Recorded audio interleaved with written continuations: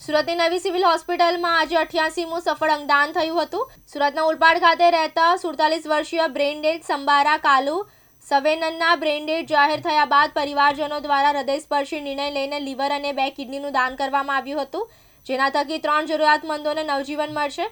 પ્રાપ્ત વિગતો મુજબ મૂળ ઓડિશાના ગંજામ જિલ્લાના સોરીસુમાલીના વતની સંબારા કાલુ સવેન તારીખ 27/12/2025ના રોજ સાંજે 9:40 વાગ્યે ઓલપાડના માસમા ખાતેની કંપનીમાં કામ કરતા પગથિયા પરથી પડી ગયા હતા। તત્કાલ 108 મારફતે સુરત સિવિલ હોસ્પિટલમાં દાખલ કરવામાં આવ્યા, જ્યાં તેઓની ગંભીર હાલત હોવાથી ઇમરજન્સીમાં દાખલ કરાયા હતા।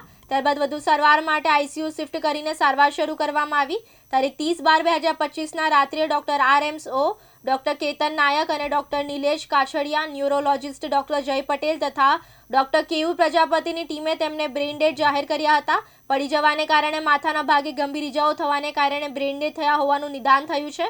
ત્યારબાદ સંબારાના પત્ની, દીકરા અને ભાઈ તેમજ પરિવારના સભ્યોને અંગદાનનું મહત્વ સમજાવતા પરિવારજનોએ અંગદાનની સહમતિ આપી હતી। બ્રેઇનડેડ સ્વર્ગસ્થ સંબારા સવેનના લીવર અને 2 કિડનીની અમદાવાદની IKD હોસ્પિટલ ખાતે લઈ જવામાં આવી હતી। સાબિર સૈયદ, દિવ્યાંગ ન્યૂઝ, સુરત।